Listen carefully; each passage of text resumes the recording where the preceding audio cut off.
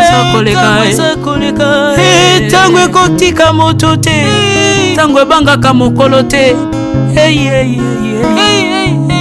liwa bangaka mokolo te abangaka peleki te abangaka moto mbongo te ayokaka mpe mobola mawa te liwa tango ayaka amemaka moto nyonso tango ekoleka lengela bomoi na yo epa na yawe tango ekomema lengela bomoi na yo mokolo na yo ekoya okokende ndenge nini le temps passe. Voilà, bana nzambe ndenge toyesaye bino ke tokokutana na pasteur provincial ya église Fepako, donc pasteur provincial ya ville ya Kinshasa pona matanga oyo ya mama na biso Envie Madeleine toza awa na bureau na ye tokosola na ye po apesa biso vraiment ba détail ndenge nini likama oyo komi toza na ye pasteur Okas Mathieu Tombola. Mes condoléances papa. Merci beaucoup, merci. Okay. Papa tongi toyeba ndenge nini likambo ekomaki parce que toyebi ke mama belaki oui mais c'est okaki bien akendaki juste Uganda pona contrôle mais ndenge nini esalemi ke akepatika likuna yebisa biso. Bon, merci pour la kopesanga parole pe kotunanga motuna malamu oyo.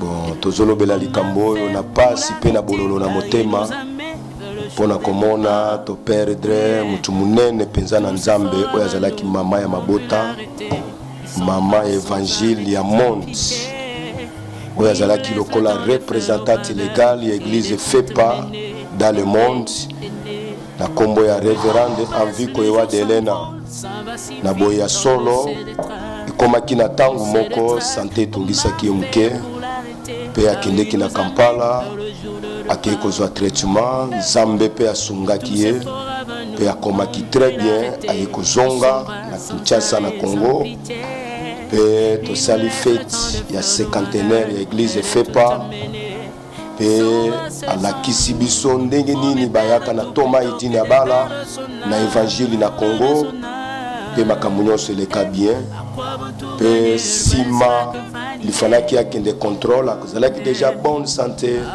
zotambola bien azolia bien tozalaki na espoir teke ekoki kokoma lokola ekomi lelo likambo tomoni ke eza volonté na Nzambe.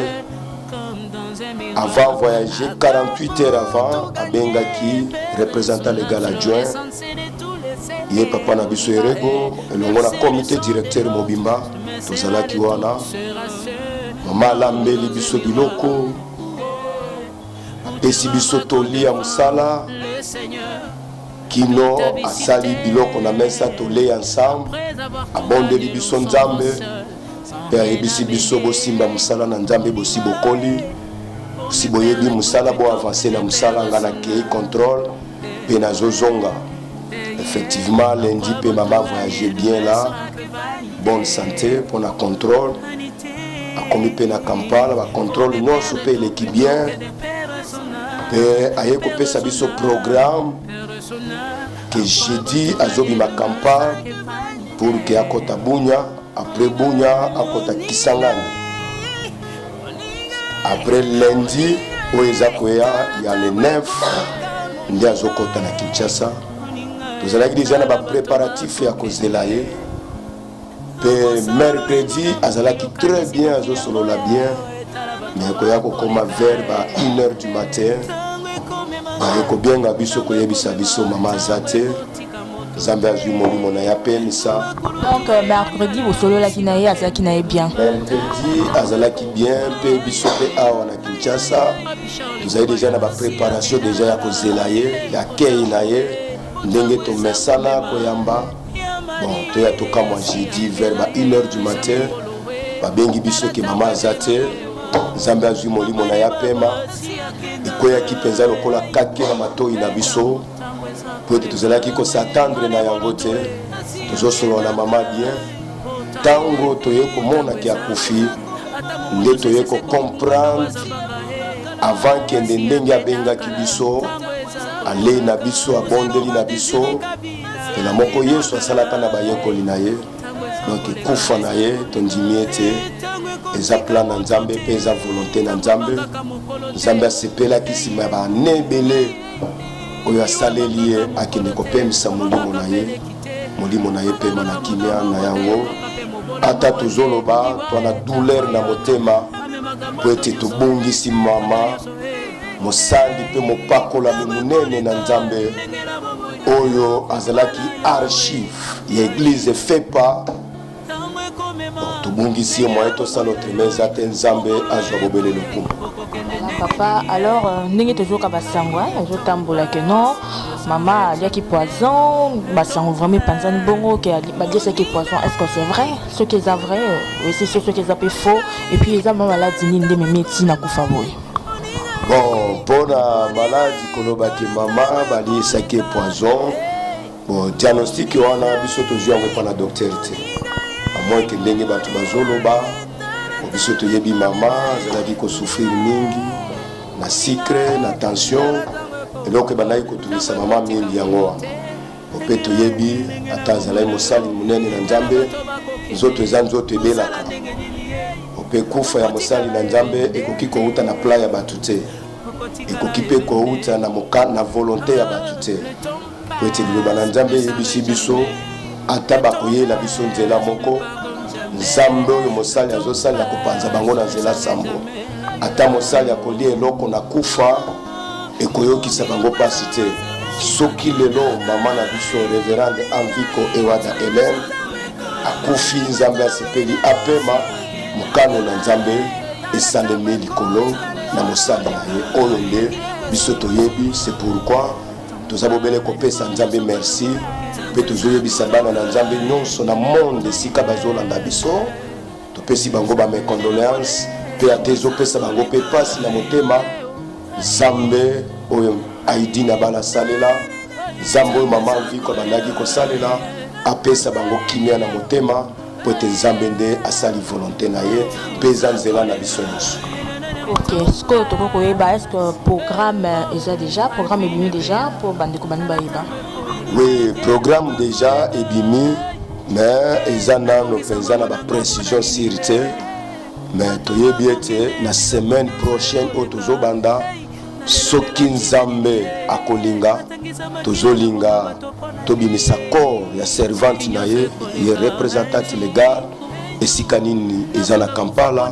Et comme à Congo, précisément dans la capitale de Kinshasa.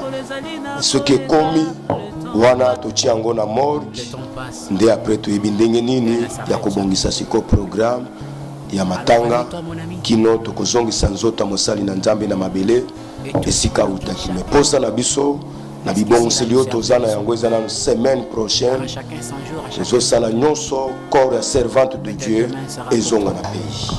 Ok, alors pour le moment, Matanga, je suis à la Mawapi, ceux qui bandent quoi quoi puis ceux qui n'aura contact les alliés, qu'on a contacté les bota top église, d'engeni badoko sala. Bon, pour le moment, pour bandaka katango représentant légal, y maman nabiso révérende, Anviko Ewada Hélène, maman ya bana ebele, Zamba sepela ki ape misamoli monaye, kaka na mtango akufaki malamoko totiaki matanga. Matanga eza kosalema kaka na Kinkole na résidence na ye oyo esika bakunda apôtre Edina Bala wana nde matanga eza kosalema tobandaki kobanda lobi kaka tango mama akufaki toza wana kino lelo tozolala kino mokolo kore kokoma pe kino mokolo tokokunda toza na kati ya matanga bon mpona bandeko mosusu baza na besoin ya koyeba baprogramme mosusu mingi ya matanga to kocontacte libota ya représentante légal to biso mpona kolanda baprogramme mosusu nga oyo nazoloba na passé provincial pasteur Okasi Tombola Mathieu ya ville province ya Kinshasa. Numéro na nga ya telefone Vodacom eza 0421 162 80 83, Airtel 097 141 99 89. Na numéro mibale wana soki okoluka nga mpe okozonga mpe tokontinue kopesa yo na information mosusu. Bon, numéro ya représentant légal ya Dieu ezali omoni pour le moment ye nde azali éprouvé numéro 1. Bon, ntango oyo azoyeba mpe bapaya ebele kopesa mpenza temps mpenza te pona nini soki kobenga ye oyebi ke aza penza juku makasi mingi mais pona komona ye koki kobenga biso à travers biso toki tia ona contact na ye pe ekozala malamu mingi penza matanga eza na Kinkole na résidence ya ye moko apôtre Aidin Abala avenue Lianga numéro 31. Voilà, balandi à la voix céleste, toujours toujours na interview toujours ça awa na église Fepako Nzambe Malamu musko toujours solo là na maman secrétaire provincial adjoint ya ville à Kinshasa yep aisa biso ndenge nini ayokaki sango oyo aliwa. Mes condoléances maman. Merci maman la joie sango ya liwa ya maman ekomelaki biso vraiment inattendu po ete tozalaki na mabondeli ya ba mama ezalaki mercredi tosilisi makambo nyonso na ba 1h 2h nde toaprenaki sango wana vraiment tosatandaki te po dimanche ezalaki dimanche à fin du mois tozalaki déjà na ba préparatif ya koyamba mama na biso samedi akoya mais à notre grande surprise toyeko apprendre sango wana vraiment epesaki biso pasi mingi oyo akufi aza mama na biso soki lelo oyo tokoma mpe koteya sango malamu yenda aza modèle na biso icône na biso eza ye yenda asalaki biso bamama mpe tozala na courage ya koteya sango malamu tolongoli lelo bamboka tie so lelo toza na Kinshasa eza koza mama na biso amviko Adeline ye mutayamba biso na Kinshasa oyo vraiment kaka ndenge liloba na Nzambe elobi tokumisa na circonstance nyonso yenda pesaki yenda azwi vraiment topesi kaka Nzambe lokumu kati na nyonso Nzambe azwa kaka lokumu vraiment eza pasi sikoyo ndenge nini bino bamama ya Fepako bozomibongisama mpona matanga oyo. Bon bibongisa ezali matanga ebandaki lobi tobandaki kolala kuna lelo mpe tozolala jusqu'à ce que corps ekouta na Kampala po ya awa toza na bibongiseli tozolala kuna tozoyamba bapaya tozosangisa mwa quelque chose pete mama na biso akundama na honneur ebongi na ye mama ya bana ebele po etaza représentante légale et puis présidente des églises FEPA dans le monde entier aza mama moko ya mukete mama munene mama bana ebele. Alors toza na ba préparatif o palingi acha biso maboko problème ezali te toza na sima basali na Nzambe toza na pona matanga aneleka malamu vraiment nde yango wana. Merci mingi vraiment na sepeli mama la joie Nzambe akosunga kaka tosinga mabondeli Nzambe asunga biso po ete preuve yango eza makasi mingi mpona biso mais toyebi te na Nzambe ya mama na biso akotika biso te nayebi que victoire eza na ngambo na biso. Voilà bana Nzambe bozolanda biso mokili mobimba shalom et puis mes condoléances à l'église corps du Christ il y a République démocratique du Congo toyebi ke toza matanga toza ba matanga minene vraiment parce que tote ko kufisa bongo mosala na Nzambe moko minene na komba papa olangi mikolo leki après quelques jours kaka to kufisa pe ici mosala na Nzambe minene mama na biso Enviko Ewado Hélène oyo azali bongo représentante légale ya église Fepako Nzambe Malamu to pe église Fepa dans le monde azali pe mwasi ya fait musée Aidin Abala oyo azali papa ya réveil oyo amela biso réveil awa na République démocratique du Congo. Alors balandi nyonso ya la voix céleste lelo tosepeli vraiment koya liboso na bino mpona kolakisa bino ndenge nini makambo eza kolekana to mpe kolobela bino na bozindo ndenge nini mama na biso atiki biso mokolo lelo toza awa na église Fepako Nzambe Malamu oyo ezali bongo direction générale ya église Fepako église Fepa dans le monde awa na commune ya Kinshasa na avenue Chwapa numéro 79 voilà awa nde direction centrale. Alors tokokutana na basali na Nzambe oyo bakopesa ba témoignage na bango pe pasteur provincial ya ville ya Kinshasa aisa biso ndenge nini liwa oyo ekomaki bozala kaka branché bozozwa ba image vraiment tout à l'heure là tozosolana basali na Nzambe mpona likambo oyo ya pasi ezwi église corps du Christ mobimba pe mingi bana ya Fepako Nzambe Malamu. Voilà bien aimé En tout cas, toujours toujours dans l'interview dans biso. Peut-être qu'on a pasteur, il y a église Fepako, Papa Bofende, il y a peut-être sur l'année par rapport il y a liwa Oyo et comme Eli Bananza mais yon sont mingi bana ya Fepako, papa mes condoléances. Merci pour na bolingo na yo. Alors donc tu papa sango yo comme la ki ondengeni. Sango d'abord eza sango moko inattendu. Nazelaki yango te pe tozelaki yango te. Namoni na ba 1h30 du matin ba bengi ngai pona koyebisa ngai. Heureusement j'étais déjà debout. Mais so ezanga ki naza na pungi téléphone ngeza moi choc makasi. Mais na ko na 1h du matin, 1h30 nde sali passe abandi ko vérifier et comme confirmer et bouleversé si pongi ti asali insomnie toute la nuit ti tongo na bimi na kei na kuluka information na kinkol na résidence et comme confirmer bon et bouleversé kaka. Maman vu quoi ça ko représenter vraiment nini pona yo poto yebi ke yenda za mwasi ya musée dit na bala bango de ba ki évangile awa na Congo ada ko représenter ni pona o. Mama pona ngai eza lokola mwana bungisi mama. Mwana bungisi mama choque nini azalaka na yango. Elle représentait une maman pour moi et pour toute l'église de Fepako. Kobungisa mama mutu nyonso yaza ayebi kaza mwana ya mama vi koto abungisa mama azo sentir choc nga nazo sentir. Pour a représenter maman pour beaucoup la papa azalaki te na bandai komona ki affection nyonso azalaki na mama wana. Alors qu'on perdre ye eza lokola na perdre papa na perdre mama na tikali orphelin. Donc pour ngai eza lokola kilie eza lokola moi injustice moko bo injustice c'est pour mo kaona nzambe ndi nazo supporter yango na komona ngolo ki za volonté na nzambe.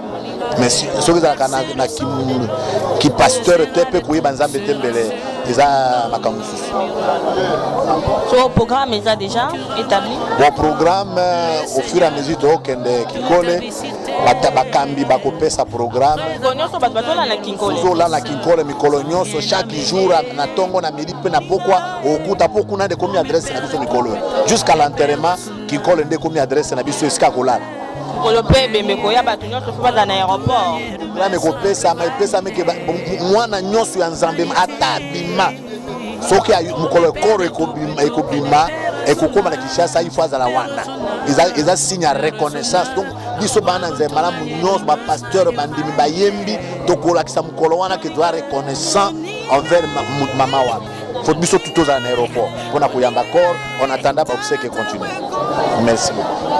Bien aimé, si côté solo là, papa mentor, azali bongo coordinateur, il y a baye mignon sur le district, il y a Chouapa, il y a district moko parmi ba district, il y a église Fepako Nzambe Malamu, papa mentor, mes condoléances. Merci Yaya. Voilà, choc oyo et puis bisonya so bana Fepako, déception ndenge nini yo o joie qui sango yo et là qui ndenge nini.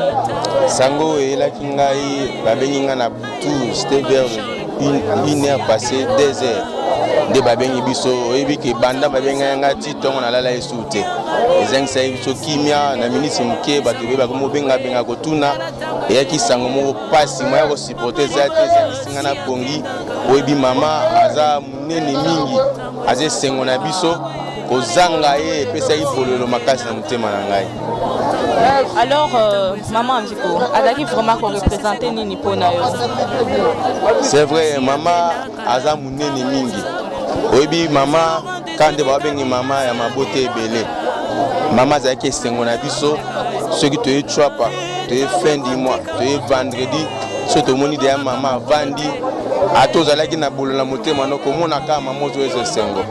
Kozana mama e bande opesa biso esengo makasi azalaki mingi pona biso.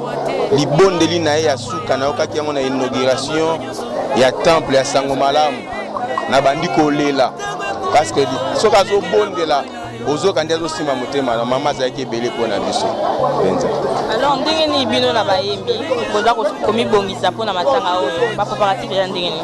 Solo penza biso na liva bayembi tozobongisa mikolo nyonso kolala na matanga tokaboli district ba district biso district ya Chouapa tolala dimanche tozala wana na bakora na biso koyemba butu mobimba oyebi biso bayembi tolelaka na nzembo tozala wana koyemba kokumisa nzambe mpona mokano na ye ndenga si molimo ya mama na biso. Pourquoi maman tiki bana combien na liwani mama oyebi ke liboso bana mosusu mpe baza su te toza na oya liboso atikali ya nana azali toza na oyo aza 02 notre père azali toza na oyo azalaki ne kuna esika bake na obi azali na bana basi mpe bazali ya mami aza kuna fe azali ya viki azali bango baza nano na ye na bomoi batikali 6 mibale nzambe asi azwaki molimo na bango. Merci. Pierre Aimé, ya aza mpe moyembi awa na Lingomba Fepako. Maman Aimé, mes condoléances. Merci pareillement na église nyonso surtout Fepako Mobimba parce que biso to eba kité car brisque et sali biso passe mais merci mes condoléances. OK. Exceptionnel maman Aimé, sango oyo la ki ondengeni. En tout cas sango oyo nazaki mercredi na mabondeli ya ba mama nazalaki awa biso nyonso ba nana mama Lise nazo to comprendre te mayanga nana wana zali mwana liboso ya mama Mviko na mzedi na bala zali mwana liboso ya night ya nana yende mwana liboso to zali na mabondeli to comprendre te kiliti ba mabondeli katani avant bato bazomata bazokita bapel moko to yeba te.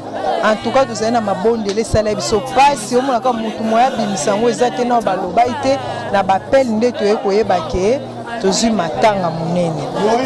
Oza na comité national ya bayembi ya Fepako. Oui, naza comité na bayembi nazali na national nde tozo travailler na ya papa. Alors ndenge ni bino kuna bozo mi bongisa pona matango munene biso.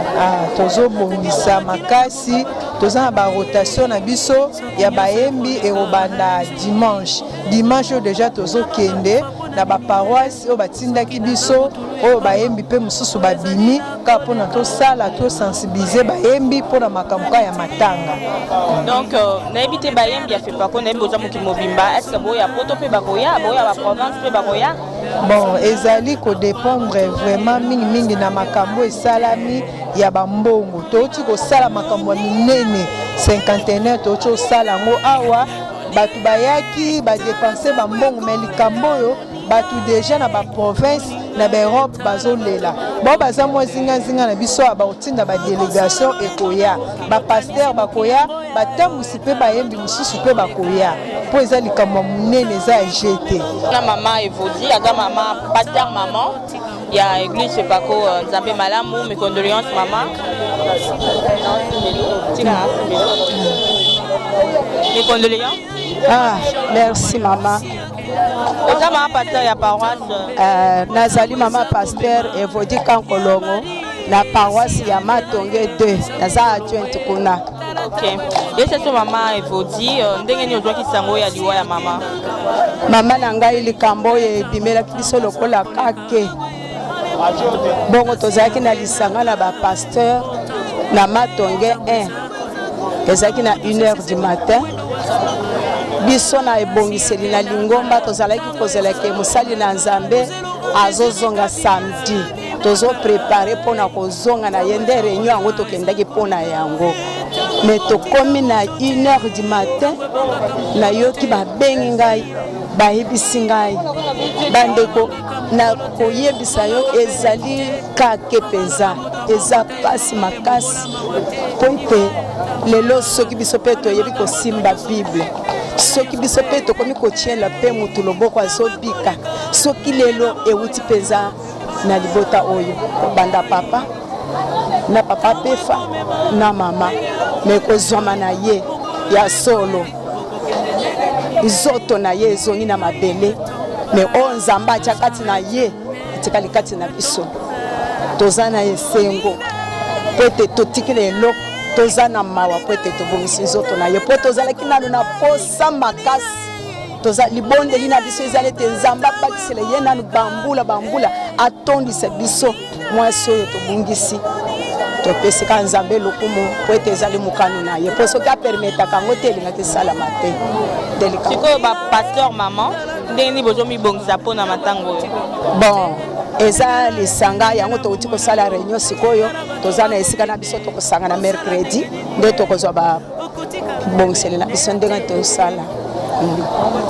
Voilà bana Nzambe en tout cas mpona lelo tosuki awa mais tokokoba tokosala toujours baimage tokokita ntina kinkole na résidence ya defense esika matanga ezoleka tokosolola mpe na bana na ye na famille na ye bokoyeba makambo nyonso ndenge ezoleka na bozindo ntango programme ekobima tokoya surtout mpo na kopesa bino programme balandi nyonso ya la voix céleste bolandaki so partout dans le monde bana FEPACO donc bana FEPA oyo baza na France mes condoléances na bino na Belgique na Allemagne bozali na Suisse et puis na RDC mobimba na Afrique mobimba en tout cas nzambe a consolé kaka église ya Congo po tozala matanga mibale minene oyo ezwi biso mikolo oyo alors maman a vu quoi d'Hélène oui c'est vrai atiki biso vraiment azana biso te tozwi confirmation na minoko ya basali na nzambe ya église FEPACO ngai la chango ya j'espère que nakokoba toujours kosala baimage mpo nakopesa bino baresultat nyonso par rapport ya matanga oyo ya représentante légale ya église FEPACO nzambe malamu mpe présidente ya église FEPA dans le monde alors kimia na nzambe ezala bino mes condoléances nzambe akonsolé mitema na biso bana na nzambe ya république démocratique du Congo botika malamu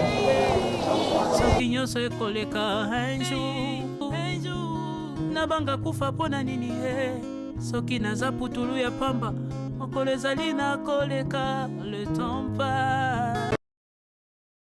naluka libala nzoka bakunda yango ebonga mabuta kutu koloba te likolo ezali ya yo papa bondisa biso mabele ezali ya yo papa bondisa biso Bonzambe na bonzambe lo les offres bien aimés dans le Seigneur Bible zolo baketole na bao bazolela Bible za bien au courant na ba disparition au ko sala ma bien aimé dans le Seigneur na corps de Christ ozalina la servante de Dieu ya pegi otozana yoana shalom maman. Shalom papa. Bonne santé. Toza bien na grâce à Nzambe. Servante de Dieu bando bazola no de partout. Torutu ko mona ke to bungisi papa Olangi. Ozaki sangwana ndenge nini. Donc Telobina nous paie à son âme parce que Azam Moussa Nzambe makasi. Et de temps en temps, tant que nous avons orateur, tant que nous avons orateur, bateau, oh, nous sorti à combat spirituel, vaebi orateur, les aïsika papa afandaka, na maman Olangi. Mingi, so yokaba kunda bazali banda, kuti sabana. Donc na olo bango na ndenga ya mbela kabiso na semona respect oya pesa biso. Na respect pe biso to pesa ka bango poto benga bango ba parents.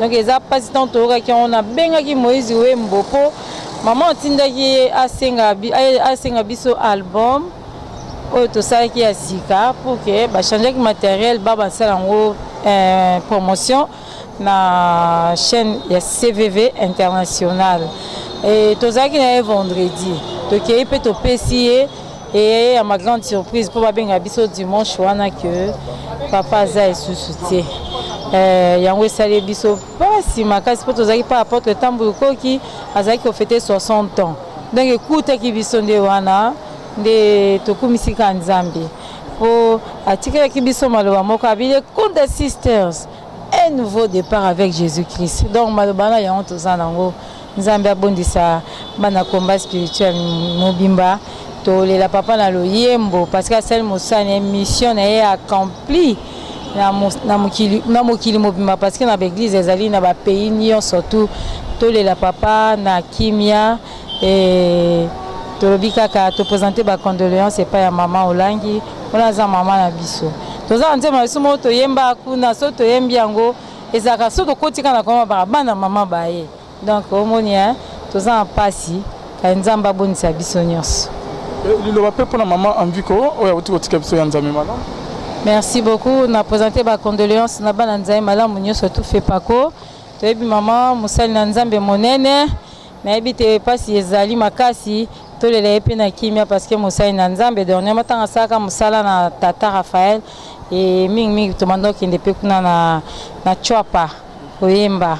Donc na nzela ya musali na nzambe moko oya kuna abengaka biso toyakala mama se musa pe toyembaka na yebi keza pasi parce que ton passé Sonia saka makambu ye pazanga te to mona ye nzamba bonisa bana nzambe malamu nyonso donc tous les membres du corps du Christ tous les bassin na nzambe na kimia Moi loyemba. Santé nangai bakunda timola ngai succès nangai bakunda yango naluka libala nzoka bakunda yango ebonga mabuta kutukolo bateo likolo ezali ya yo papa bondisa biso mabele ezali ya yo papa bondisa biso. Merci beaucoup ya Peggy, je crois que tu as numéro ya Peggy Nassé, bah quand on est en contact, merci maman. Ok, merci Bonzambe, na Bonzambe, Lola, Ezofota Simonanto, Bagenzama, Boto, quoi, bien aimé dans les seigneurs.